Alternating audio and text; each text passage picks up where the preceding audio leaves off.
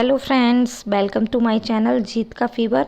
मैं मिल्की जैन आज आपको एबीएस की क्लास लेने जा रही हूँ, जिसमें मैं आपको बताऊंगी परिस्थिति तंत्र।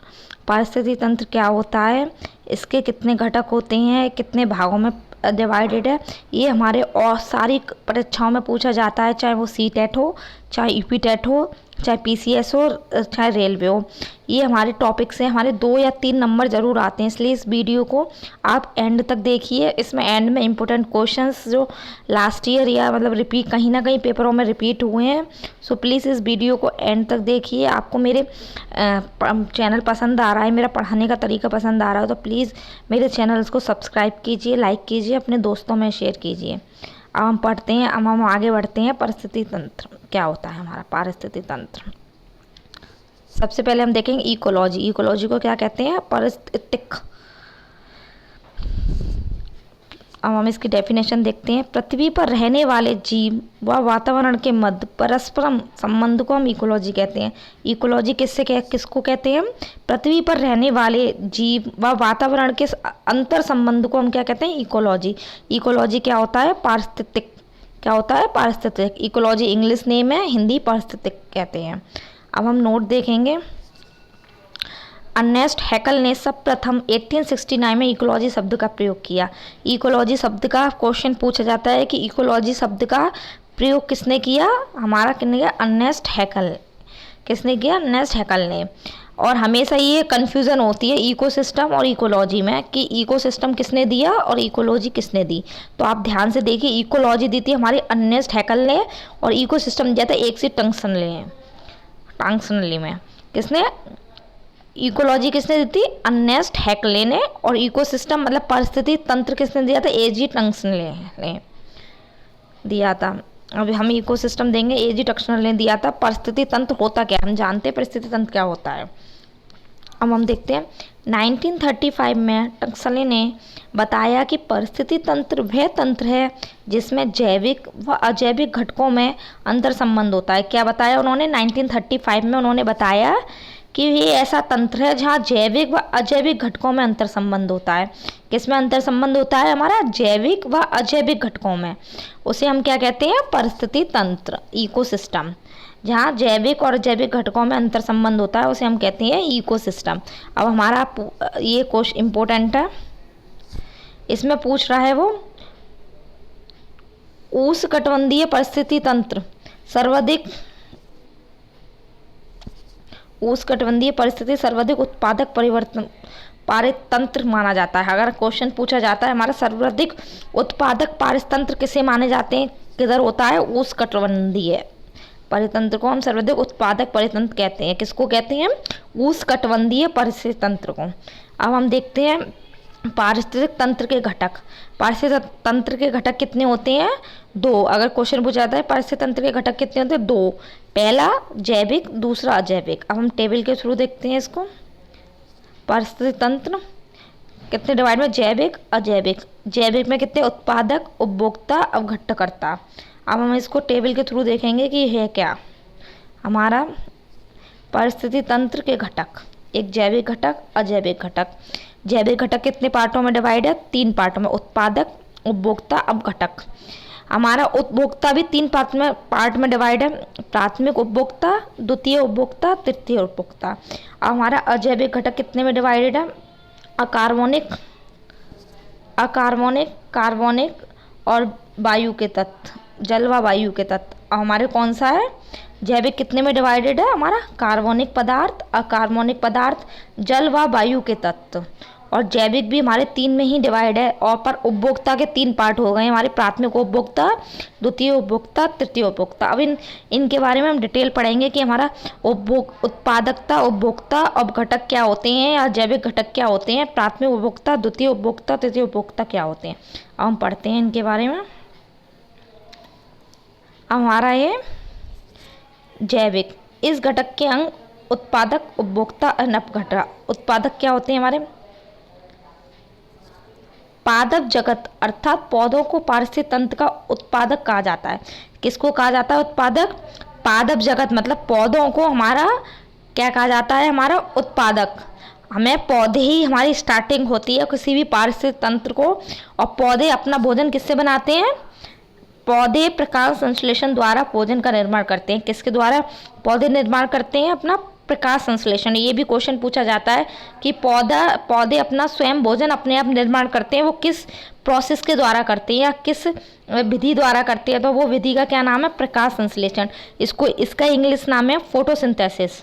पौधे फोटोसिंथेसिस के द्वारा अपने भोजन का स्वयं निर्माण करते हैं। ये अब किसी और पर डिपेंड नहीं करते, ये अपना भोजन स्वयं बनाते हैं। जो अपना भोजन स्वयं बनाते हैं वो होते हैं उत्पादक। अब हम देखते हैं उपभोक्ता। उपभोक्ता क्या होता है? उपभोक्ता वो होते हैं जो दूसरों पर अपने भोजन के लिए निर्भर हो। अब हम इसकी डेफिनेशन, जो जीव जंतु अपने भोजन का निर्माण स्वयं नहीं करते उपभोक्ता कहलाते हैं। जो दूसरों पर अपने भोजन के लिए आश्रित हों उनको क्या कहते हैं? उपभोक्ता। जो अपना भोजन स्वयं निर्माण नहीं कर पाते या नहीं करते उनको क्या कहते हैं? उपभोक्ता। उपभोक्ता कितने पार्ट में डिवाइड था? 3 पार्ट में। पहला पार्ट था प्राइमरी उपभोक्ता, द्वितीय उपभोक्ता, इंग्लिश में प्राथमिक उपभोक्ता, इंग्लिश में प्राइमरी कहते हैं, हिंदी में प्राथमिक, द्वितीय और तृतीय उपभोक्ता। हम अब देखते हैं प्राथमिक उपभोक्ता क्या होते हैं। ये शाकाहारी होते हैं एवं पौधे की पत्तियां और कोमल तनों को खाते हैं। ये कौन से होते हैं? शाकाहारी होते हैं। ये हमारी क्या करते हैं? पौधे व पत्तियों और कोमल तनों को खाते हैं। जो जो प्राणी उपभोक्ता मतलब पेड़ पौधों को खाता है या उनके तनों को खाता है वो क्या कहलाता है? प्राथमिक उपभोक्ता। टिंडा, बकरी, हिरण, गाय आदि। इसमें मनुष्य भी आता है क्योंकि मनुष्य हरी पत्तियां भी खाता है, मांस भी खाता है, तो वो प्राथमिक उपभोक्ता में आएगा। जो क्योंकि वो हरी पत्तियां खाता है मनुष्य, तो ये प्राथमिक उपभोक्ता। अब हम देखते हैं द्वितीय उपभोक्ता। द्वितीय उपभोक्ता क्या होते हैं? ये शाकाहारी जीवों को खाते हैं जैसे मेंढक, बिल्ली, लोमड़ी इत्यादि।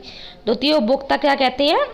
क्या होते हैं? जो शाकाहारी जीवों को खाते हैं। मेंढक, बिल्ली, मेंढक कीड़े मकोड़े खा लेता है, बिल्ली चूहे को खा लेती है। जो प्राथमिक उपभोक्ता को खाए वो क्या होता है? द्वितीय उपभोक्ता। और प्राथमिक उपभोक्ता क्या होता था? जो उत्पादक मतलब पौधे वगैरह को खाता था वो प्राथमिक उपभोक्ता होता था। अब हम देखते हैं तृतीय उपभोक्ता। तृतीय उपभोक्ता क्या होते हैं? ये प्राथमिक उपभोक्ता द्वितीय उपभोक्ता को खा लेते हैं या फिर दोनों। ये तृतीय उपभोक्ता होते हैं वो प्राइमरी को भी खा लेते हैं, मतलब जो घास घूस खाता है उसको भी खा लेते हैं, और जो मांस वगैरह या शाकाहारी जीवों को खाता है उनको भी खा लेते हैं। मतलब जैसे एग्जाम्पल है इसमें, शेर हिरण को भी खाता है और लोमड़ी को भी। मतलब शेर हिरण को खाता है। हिरण हमारा कौन सा हो गया? प्राथमिक उपभोक्ता, क्योंकि ये घास खाता है और पेड़ पौधे खाता है। लोमड़ी हमारी क्या होगी? द्वितीय उपभोक्ता, क्योंकि ये मांस खाती है। तो क्या होता है? तृतीय उपभोक्ता हमारा क्या होता है? जो प्राथमिक उपभोक्ता को खाए, द्वितीय उपभोक्ता को खाए, वो होता है हमारा तृतीय उपभोक्ता। प्राथमिक उपभोक्ता क्या होता है? जो पेड़ पौधे खाए। द्वितीय उपभोक्ता जो प्राथमिक उपभोक्ता को खाए। तृतीय उपभोक्ता क्या होता है? जो दोनों खाए, प्राइमरी और द्वितीय उपभोक्ता को खाए, उन्हें क्या कहते हैं? तृतीय उपभोक्ता। हम इसको टेबल के थ्रू देखेंगे कि क्या होते हैं ये। जैसे सूर्य की प्रकाश आ रही है, सूर्य की प्रकाश पेड़ों पर पड़ रही है, तो ये पेड़ अपना खाना खुद बना रहे हैं, मतलब स्वयं प्रकाश संश्लेषण की प्रक्रिया के द्वारा वे अपना खाना स्वयं बना रहे हैं, तो उनको क्या कहते हैं? उत्पादक। उत्पादक को पहले कौन खा रहा है? प्राथमिक उपभोक्ता। कौन खा रहा है? प्राथमिक उपभोक्ता। प्राथमिक उपभोक्ता कौन होते हैं? शाकाहारी जीव। फिर इसको पौधों को हमारे द्वितीय उपभोक्ता भी खाते हैं, और द्वितीय उपभोक्ता प्राइमरी उपभोक्ता को भी खाते हैं, जैसे मोर, सियार, लोमड़ी खाते हैं। अब हमारे जो तृतीय उपभोक्ता, पेड़ तो सभी खाते हैं, पेड़ पौधे, सांप, और जे प्रथम उपभोक्ता, द्वितीय उपभोक्ता कौन खाएगा? थर्ड उपभोक्ता, सांप, शेर, बाघ। और फिर हमारा आता है अपघटक। अपघटक बताऊंगी मैं आगे डिटेल में कि क्या होता है। फिर ये अपघटक खा लेते हैं, फिर इसके बाद जो चीज़ है सेम भूमि में चला जाता है, मरकर सब कुछ भूमि में चला गया, भूमि से पेड़ बनते हैं। पेड़, फिर ये प्रोसेस दोबारा शुरू हो जाती है, रिसाइकिल प्रोसेस है, ये कंटिन्यूअस चलती रहती है। प्राथमिक को द्वितीय खाएगा, द्वितीय को तृतीय खाएगा, तृतीय अपघटक हो जाते हैं, अपघटक फिर दोबारा भूमि में समा जाते हैं, फिर इसमें उत्पत्ति। ये प्रोसेस कंटिन्यूअस चलती रहती है, इसमें इस प्रोसेस का कोई एंड नहीं है। अगर इस प्रोसेस का एंड हो गया तो हमारी धरती खत्म हो जाएगी, तो ये प्रोसेस कंटिन्यूअस चलती रहती है। तो हम देखते हैं दूसरा, सवारी क्या होते हैं, अपघटककर्ता क्या होते हैं। जैसे सवारी क्या होते हैं? ये उत्पादक एवं प्राथमिक उपभोक्ता का सेवन करते हैं। ये क्या होते हैं? हमारे उपभोक्ता, मतलब प्राथमिक उपभोक्ता, द्वितीय उपभोक्ता, तृतीय उपभोक्ता और प्राथमिक उपभोक्ता सबको खा लेते हैं। ये ऐसे इंसान है जो किसी को नहीं छोड़ते, सबको खा लेते हैं। मतलब तीनों उत्पादक को भी खा लेते हैं, तीनों उपभोक्ताओं को खा लेते हैं। जैसे मनुष्य, बिल्ली, कौवा, मोर। मनुष्य शेर का मांस भी खाता है और हरी पत्तियां भी खाता है, तो ये सबको खा लेता है, इसमें कोई भी वो नहीं रहता। तो इसको क्या कहते हैं? सवारी, मतलब सब चीज़ खाने वाला। बस इससे शॉर्ट ट्रिक समझा ली, सवारी मतलब सब चीज़ खाने वाला। अब हम देखते हैं अपघटनकर्ता। ये मृत जीव जंतु को अपना भोजन बनाते हैं। ये मृत शरीर के कार्बनिक पदार्थ को साधारण भौतिक तत्वों में अपघटित करते हैं। अपघटनकर्ता कौन होते हैं? ये मृत शरीर पर होते हैं, मतलब ये अपना भोजन किससे लेते हैं? जो लोग मर जाते हैं उनसे अपना भोजन लेते हैं और उनके शरीर में एक प्रोसेस शुरू करते हैं। जो कार्बनिक पदार्थ होते हैं उनको भौतिक तत्व में चेंज कर देते हैं। किसको कर देते हैं? जो कार्बनिक पदार्थ को साधारण भौतिक तत्वों में अपघटित कर देते हैं। क्या होते हैं अपघटनकर्ता? ये मरे हुए जीवों से अपना भोजन प्राप्त करते हैं। पहली बात तो ये। सेकंड, ये मतलब मृत शरीर में पहुंच कर उनकी रिसाइकिल की प्रोसेस, मतलब उनको ख़त्म करने की प्रोसेस स्टार्ट कर देते हैं, जिससे वो धरती में मिल जाए। तो क्या करते हैं? कार्बनिक पदार्थ को साधारण भौतिक तत्वों में चेंज कर देते हैं। तो क्या कहते हैं इसको? अपघटनकर्ता। जैसे जीवाणु, कवक। जैसे हम देखते हैं कोई भी जानवर मर जाता है तो उसमें सफ़ेदी लग जाती है, तो वो कीड़े होते हैं जिनसे वो अपना भोजन तो ले लेते हैं, पेट भर लेते हैं अपना, लेकिन वो उनके मतलब ख़त्म होने की प्रोसेस में भी उनका साथ देते हैं कि जल्दी डिकम्पोज हो जाए। और क्या होता है, एक टाइम बाद हम देखते हैं वो बॉडी पूरी मिट्टी में ही मिल जाती है, हमें पता नहीं चलती कि हाँ कोई पहले मरा भी था। तो उनका सबसे मेन काम ये होता है अपघटनकर्ता का, क्योंकि अगर ये अपना काम नहीं करेंगे तो सारी बॉडी वगैरह सब ऐसी ही रहेगी, मतलब कोई भी डिकम्पोज नहीं होगा हमारे धरती में, ना वो समाएंगे ना दोबारा प्रोसेस शुरू होगी। अब हम देखते हैं अजैविक। अजैविक क्या होते हैं? इस घटक के अंतर्गत प्रकाश, वायु, जल, मृदा एवं कार्बनिक पदार्थ आते हैं जो उत्पादक एवं उपभोक्ता के लिए आवश्यक है। इसमें क्या आता है अजैविक में? मतलब प्रकाश, वायु, जल, मृदा एवं कार्बनिक पदार्थ आते हैं। बिना प्रकाश के प्रकाश संश्लेषण नहीं होगा तो हमारा पौधे कैसे बनेंगे? मतलब ये ऐसे तत्व हैं, इनके बिना हमारे जो लाइफ साइकिल की प्रोसेस है वो हो ही नहीं सकती। मतलब ये तत्व हमारे इतने इंपॉर्टेंट है। अगर मिट्टी नहीं होगी तो पौधा कैसे उगेगा? अगर जल नहीं होगा तो फोटोसिंथेसिस में प्रकाश, जल, मृदा तीनों के काम आते हैं। तो ये अगर अजैविक हमारे पदार्थ नहीं होंगे तो हमारी प्रोसेस चल ही नहीं सकती। तो परिस्थिति तंत्र के दो घटक इम्पोर्टेंट है ना, इसके बिना ये अधूरा है, उसके बिना वो अधूरा है। जैविक और अजैविक एक दूसरे के बिना अधूरे हैं। तो ध्यान रखिए अजैविक क्या होते हैं? अंतर्गत प्रकाश, जल, वायु, मृदा, कार्बनिक पदार्थ आते हैं, उनको कहते हैं अजैविक। अब हम नोट देखते हैं और ये क्वेश्चंस भी हैं जो हर साल रिपीट होते हैं हमारे, हर साल। जैसे परिस्थिति तंत्र एक खुला तंत्र है, क्योंकि परिस्थिति तंत्र में ऊर्जा का निवेश एवं निकास होता है। हमारा क्वेश्चन आया था ये लास्ट ईयर कि परिस्थिति तंत्र कैसा तंत्र है? खुला हुआ, बंद, कि आधा खुला आधा बंद? तो हमारा आंसर क्या होगा? परिस्थिति तंत्र एक खुला तंत्र है। और कोई पूछेगा खुला तंत्र क्यों है? क्योंकि इसमें से ऊर्जा बाहर निकलती है, अंदर भी आती है। इसमें दोनों प्रोसेस होती हैं। अगर इसमें एक प्रोसेस होती तो ये आधा खुला आधा बंद था, या एक ही प्रोसेस नहीं होती तो ये बंद था। ये खुला क्यों है? क्योंकि इसमें दोनों प्रोसेस होती हैं। ऊर्जा का क्या होता है? ऊर्जा का निवेश और निकास दोनों होते हैं। अब हम देखते हैं सेकंड क्वेश्चन। परिस्थिति तंत्र एक लचीला तंत्र होता है, इसका कोई निश्चित आकार नहीं होता। अब ये भी क्वेश्चन पूछता है परिस्थिति तंत्र कैसा तंत्र होता है? लचीला तंत्र होता है कि बंद तंत्र होता है कि किस प्रकार का तंत्र होता है? तो हमारा क्या होता है कि लचीला तंत्र होता है जिसका कोई भी आकार नहीं होता, जिसका कोई भी आकार नहीं होता। और फिर पूछते हैं हमारा विश्व का सबसे विशालतम परिस्थिति तंत्र कहाँ का है? तो हमारा विश्व का सबसे विशालतम परिस्थिति तंत्र कहाँ का है? समुद्र का। विश्व का सबसे विशालतम परिस्थिति तंत्र कहाँ का है? समुद्र का।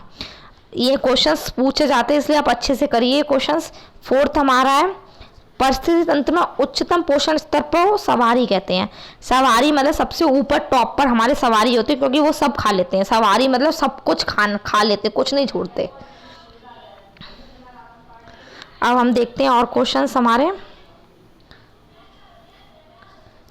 क्वेश्चन, परिस्थिति तंत्र में ऊर्जा का प्राथमिक स्रोत क्या है?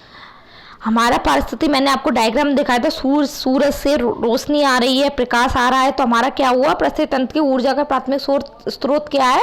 सौर ऊर्जा। बिना अगर सौर ऊर्जा नहीं होगी तो प्रकाश संश्लेषण नहीं होगा, प्रकाश संश्लेषण नहीं होगा तो उसको प्राथमिक उपभोक्ता कैसे खाएंगे, फिर द्वितीय कैसे, उनकी प्रोसेस ही बंद हो जाएगी अगर प्रकाश संश्लेषण नहीं होगा तो। भारत में परिस्थिति असंतुलन का कारण, हमारे भारत में जो परिस्थितिक असंतुलन हो रहा है, परिस्थिति तंत्र में असंतुलन हो रहा है, उसका कारण क्या है? हमारा वनों को काटना। क्या कारण है? वनों को काटना। अगर हम वन काटते जाएंगे तो हमारी सारे पर्यावरण की प्रोसेस है वो डिस्टर्ब हो जाएगी, जिससे कि हमारा पूरा पर्यावरण नष्ट हो जाएगा। अब हम देखते हैं परिस्थिति तंत्र में तत्वों के चक्रण को क्या कहते हैं? हमारे परिस्थिति तंत्र में तत्वों के चक्र को कहते हैं जैव भू रासायनिक चक्र। जब पूछा जाता है, ये कम से कम 10 या 15 बार रिपीट हुआ है कि हमारे परिस्थिति तंत्र में जो तत्व होते हैं उसके चक्रण को क्या कहते हैं? उसके चक्रण को क्या कहते हैं? जैव भू रासायनिक चक्र। क्या कहते हैं? जैव भू रासायनिक चक्र। अब हमारा लास्ट क्वेश्चन है, किसी खास श्रृंखला में शाकाहारी जीव होते हैं, उनको क्या कहते हैं? अगर किसी श्रृंखला में हमारे शाकाहारी जीव होते हैं, उनको क्या कहते हैं? प्राथमिक उपभोक्ता। क्या कहते हैं? प्राथमिक उपभोक्ता।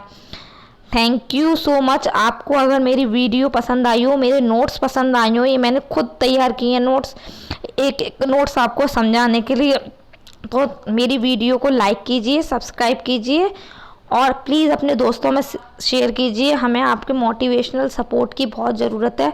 हम आपको पूरी कोशिश करेंगे हर तैयारी कराने की। So thank you so much. Please subscribe my channel please.